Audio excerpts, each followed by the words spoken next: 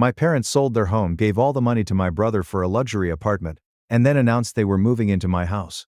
When I said no, they tried to storm in, and I called the police. This happened about 3 months ago. But I'm still dealing with backlash from my family. I figured I'd share the whole situation because I honestly need to vent and get some outside perspective on whether I'm being unreasonable, or if my family is completely out of line. I'm a 38-year-old man, married to my wife Kayla for 6 years. She's an architect, very smart, and earns a good income. I run a custom furniture business that I built from nothing. I own 2 houses, the one we live in, which is comfortable but not overly expensive, and a smaller investment property I bought about 3 years ago. I rent that one out to a young couple, Max and Jenny. They pay on time, 'cause no issues. Basically ideal tenants. Now my family. My parents have 2 kids. Me and my younger brother, Elias, 35. He has never held a real job as an adult. Since graduating college, which my parents paid for, he's jumped from one unrealistic business idea to another, each one costing my parents money. Meanwhile, when I wanted to start my business, I got no financial help. My dad actually told me it was too risky, and that I should focus on a stable job. But when Elias called himself an entrepreneur, suddenly it was all about supporting his vision. Fast forward to now. Elias is engaged to a woman named Daphne, who has expensive tastes and no understanding of where money comes from. She's always in new outfits, always traveling, constantly talking about their luxury lifestyle. On what income? No one seems to know.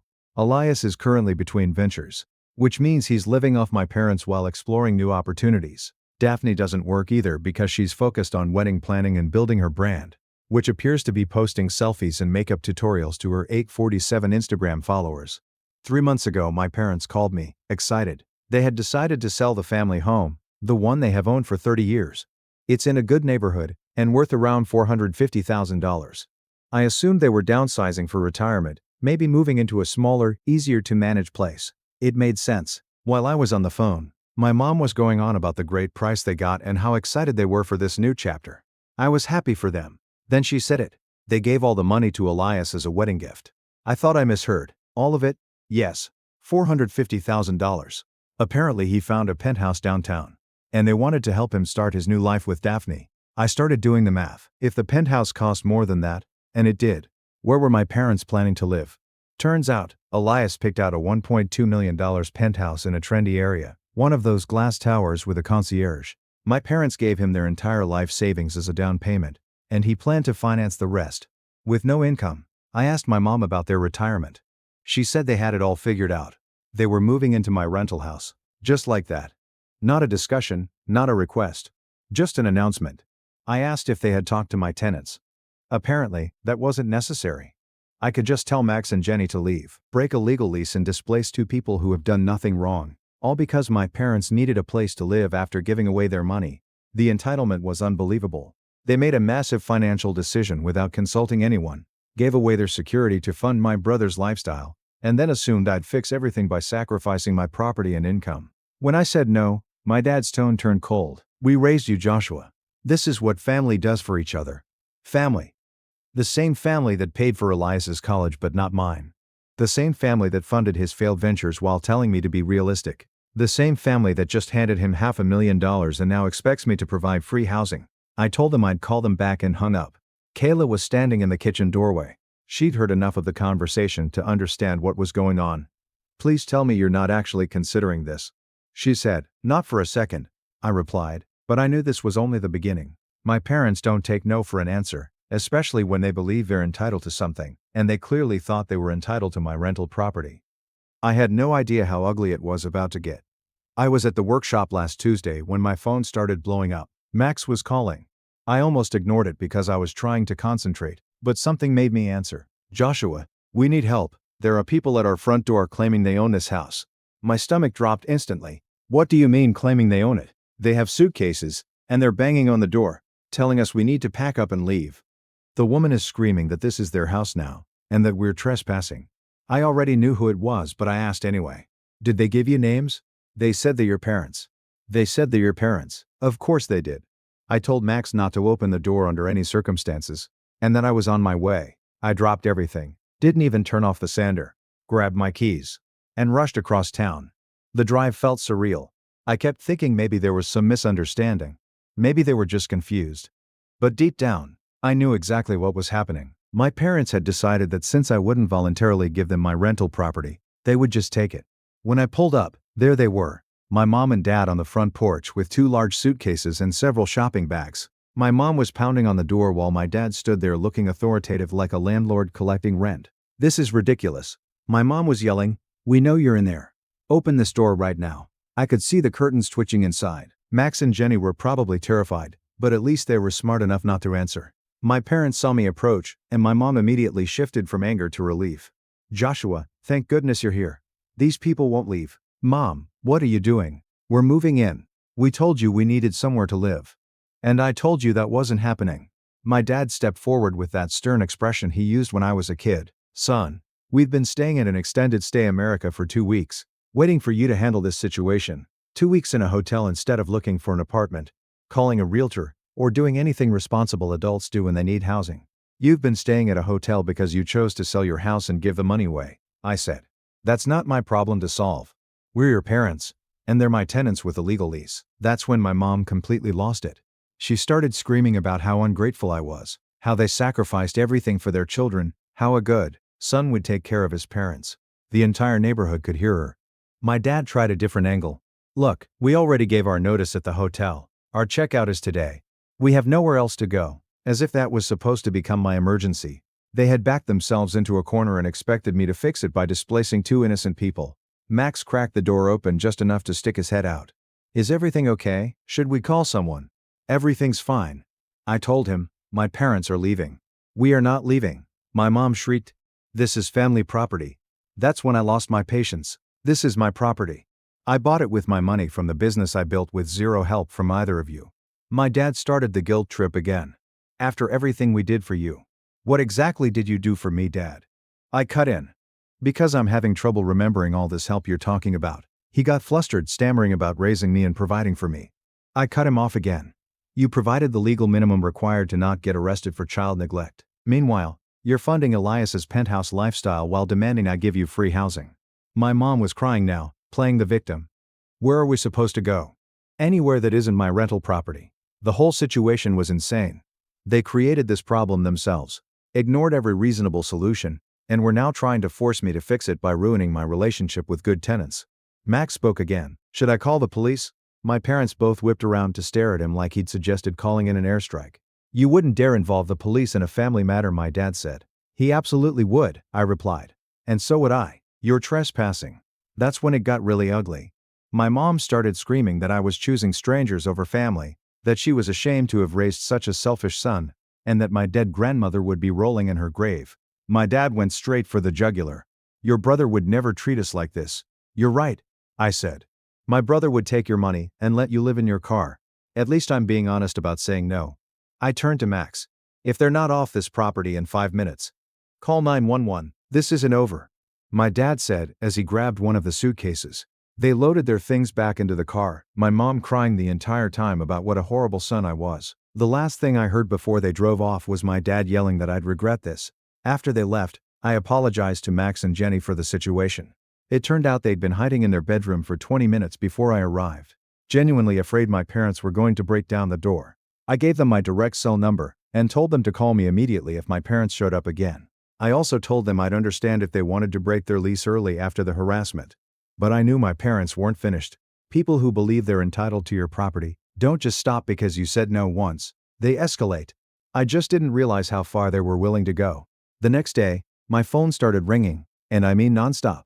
Every hour, different numbers, different relatives, all delivering the same basic message.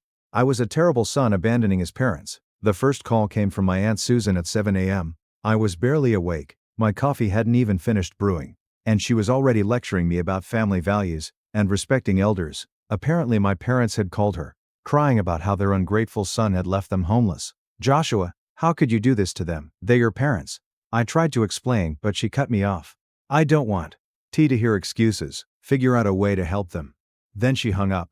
An hour later my cousin Noah called. I hadn't spoken to him in probably 3 years, but suddenly he was deeply concerned about my character. Same script. How could I abandon family? What kind of person chooses money over their parents? "They raised you, man. You owe them. They raised my brother too. And he's the one with their money," I said. "That's different." "How is it different?" Click. Another hang-up. The pattern continued all day. By noon, I'd received 8 calls and around 15 text messages. The texts were the worst long guilt trips about family loyalty, about how my parents sacrificed everything, about how I was breaking their hearts. My phone buzzed constantly with messages from relatives who had clearly been recruited for this campaign. What really got to me was that not one of them asked for my side of the story. Not one of them asked for my side of the story. Not one said, "What's actually going on?" They all accepted my parents' version and decided I was the villain.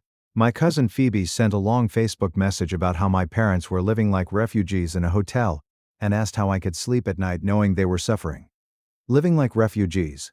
Because they chose to sell their house and give away the money. I kept thinking, where were all these family values when my parents had been funding Elias's lifestyle for the past 15 years? Where was the concern when I was working 3 jobs to pay for college?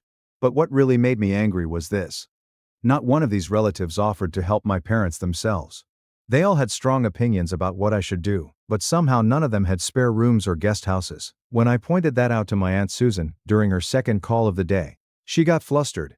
"Well, we don't have the space you have. I don't have space either. That's why I rent it out. You have more money." There it was. The real reason.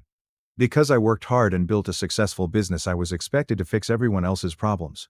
Because I managed my finances responsibly, I was supposed to subsidize their bad decisions. By Wednesday, I'd had enough. That night I sat down and wrote the most detailed email of my life.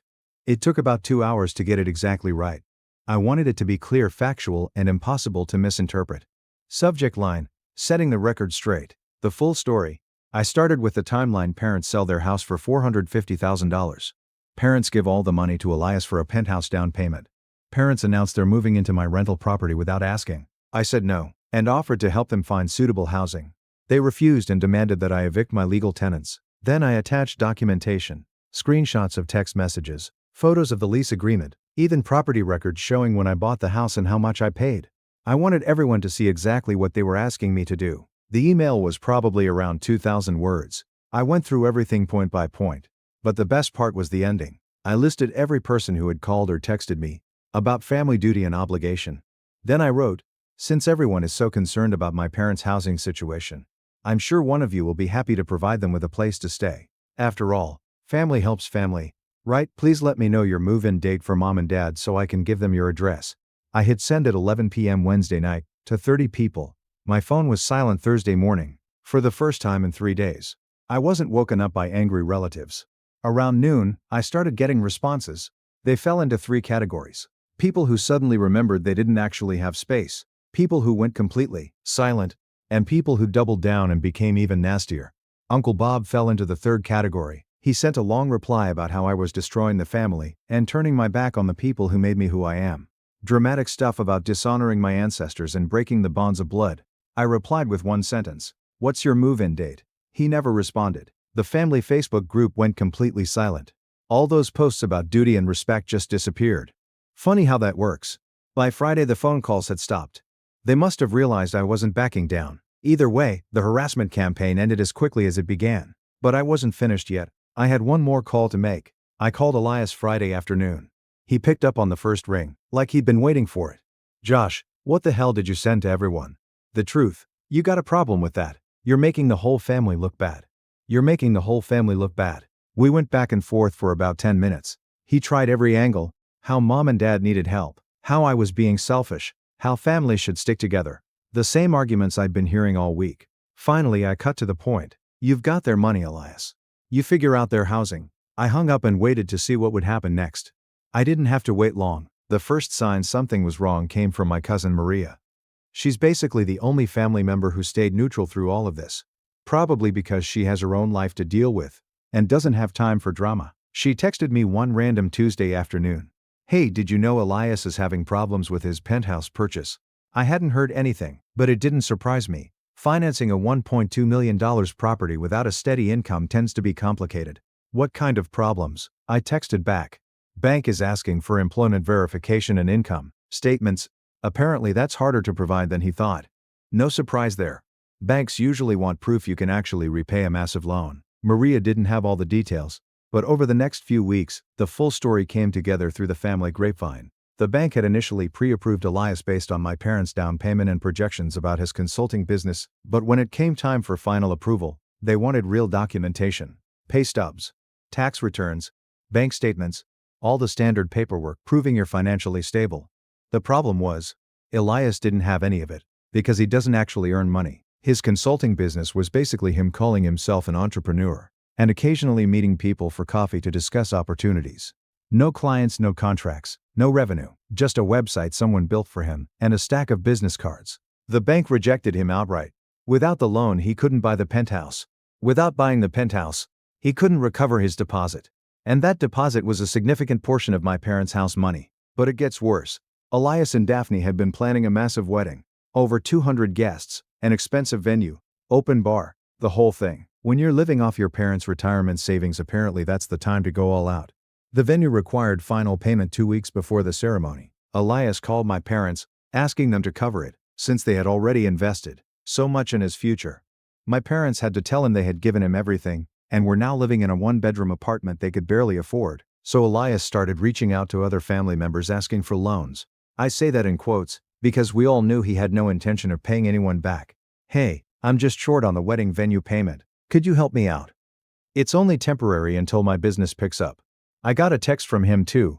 Josh, I know we've had our differences, but I could really use your help with the venue payment. It's only $15,000. Only $15,000. Like it's pocket change. I didn't even respond. Apparently no one else did either. Because the venue canceled their booking 3 days before the wedding.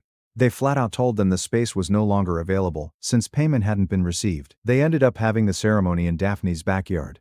Half the guests didn't show up because of the last-minute change, and the rest spent the entire time whispering about what a disaster it was. According to Maria, Daphne cried through most of the reception about how this wasn't how she'd imagined her special day. Meanwhile, during the same week as their backyard wedding disaster, I closed on my third property. I'd been looking at it for months. A small commercial building that needed work but had great potential. The previous owner was motivated to sell, and I got it for about $40,000 under market value. My plan is to renovate it, and either flip it or rent it out as commercial space. I posted a casual photo on Instagram of the keys and paperwork. Another project in the works. Sometimes patience pays off. Nothing dramatic. Just a standard business update. A few family members liked the post. I noticed my parents didn't. But the story still wasn't over. My parents had one last desperate move. Last Saturday morning, I was having coffee with Kayla in our kitchen. We were talking about baby names and looking at paint samples for the nursery walls. It was a calm, peaceful morning. The kind of quiet family time I'd been looking forward to. Then our Ring doorbell started going off. I checked my phone and saw my parents standing on our front porch, both dressed nicely. My mom was holding a bouquet of flowers and hat looked like a grocery bag. My dad had this forced smile, like he was trying to sell me something. They were speaking directly into the camera like it was a video call. Joshua, we know you're home, my mom said in an overly sweet tone. We can see your car in the driveway. I looked at Kayla. She was already shaking her head. We brought groceries to cook for you. My dad added, holding up the bag. Your mother wants to make that pot roast you used to love. The manipulation was unbelievable. They showed up uninvited with props meant to make me feel guilty. Flowers and food, as if this were a normal family visit instead of another attempt to bulldoze my boundaries. We've been thinking about everything that happened. My mom continued to the camera. We made mistakes. We should have asked your permission about the rental house. Too little, too late. About 8 months too late. I was watching this entire performance on my phone while sitting 20 feet away from them. The audacity was unbelievable. After months of harassment, manipulation, and trying to damage my business relationships, they thought they could just show up with flowers and reset everything. Kayla looked at me like, please tell me you're not falling for this. I'm not answering the door, I told her. But my parents weren't giving up easily. They stood there for about 10 minutes, taking turns speaking to the camera, apologizing and saying how much they missed me. At one point my mom started crying, doing that same victim routine she's perfected over the years. When it became clear I wasn't coming to the door, my dad's tone shifted. Joshua, this is ridiculous. We're your parents. Open the door so we can talk like adults. That's when I made my decision. I called the police non-emergencies. I need to report trespassing. I have individuals on my property who refuse to leave. And I have a prior incident involving the same people. The dispatcher was professional, asked if I felt threatened, whether they were trying to break in, the usual questions. I explained that they were my parents, but I had explicitly told them not to come to my house, and they had already harassed my tenants at another property.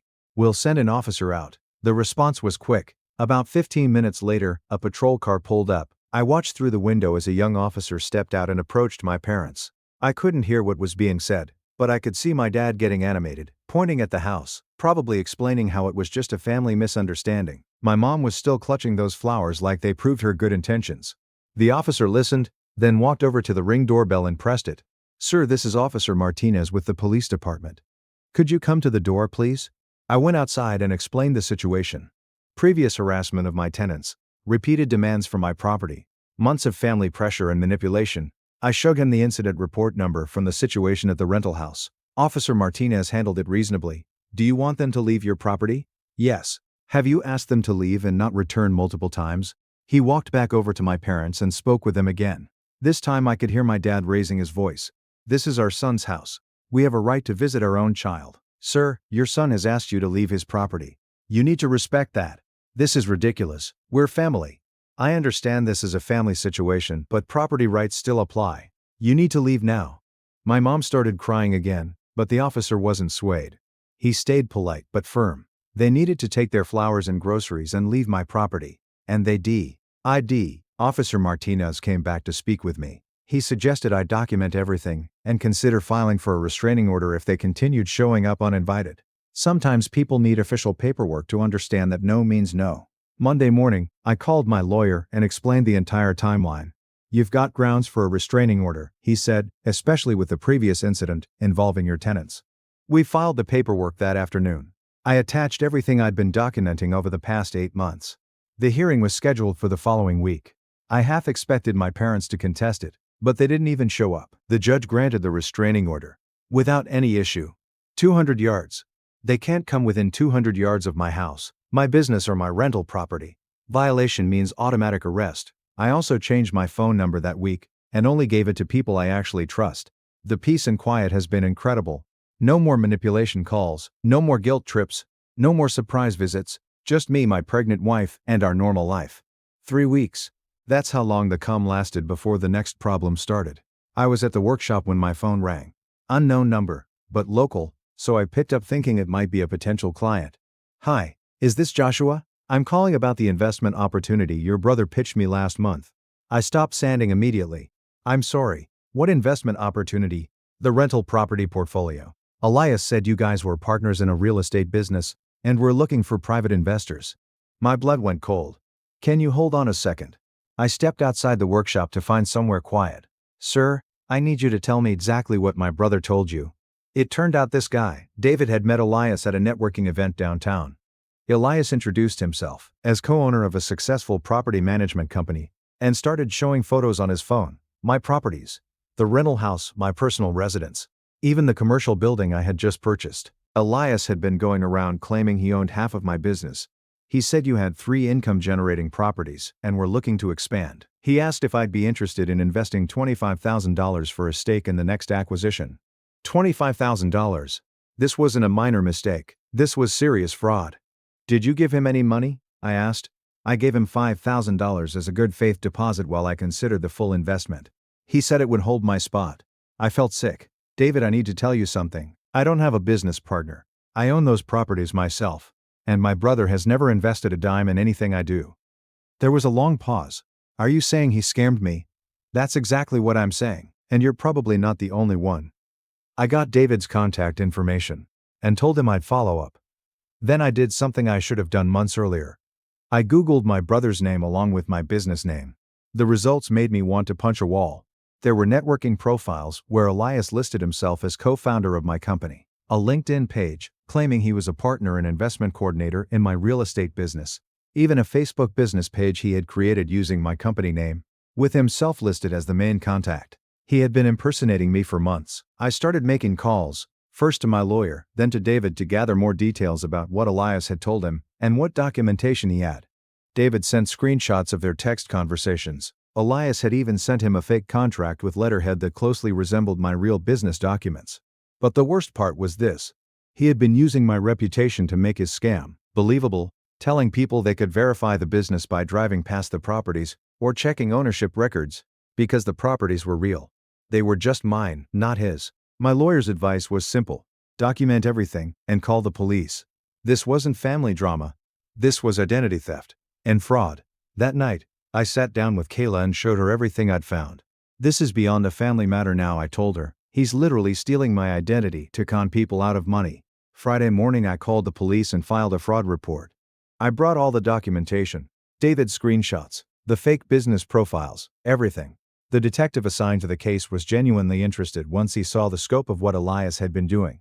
We see a lot of family financial disputes, Detective Rodriguez told me. But this goes way beyond that. Your brother's been running an active con using your identity and assets. They opened an investigation immediately, but I wasn't done yet. I had a better idea. I called David back and proposed something. What if we set up a meeting with Elias, let him think you're ready to make the full investment, and I show up as a surprise? We arranged to meet at a coffee shop downtown. David texted Elias saying he was ready to move forward with the $25,000 investment and wanted to finalize the paperwork. Elias agreed right away, probably because he was desperate for money. I showed up early and sat at a corner table where I could see everything but wouldn't be immediately visible when Elias walked in. He arrived right on time, carrying a folder that probably contained more fake documents. David played it perfectly. So, tell me more about how the partnership works with your brother. Oh, Joshua handles the day-to-day property management, but I handle investor relations and new acquisitions, Elias said smooth. Fly. We've got a great system worked out, and he's fine with bringing in outside investors. Are you kidding? It was his idea. He's always saying, we need more capital to expand faster. I almost laughed. He was doubling down on the lies even as he was about to get caught. Actually, David said, I'd love to meet Joshua and hear his perspective directly.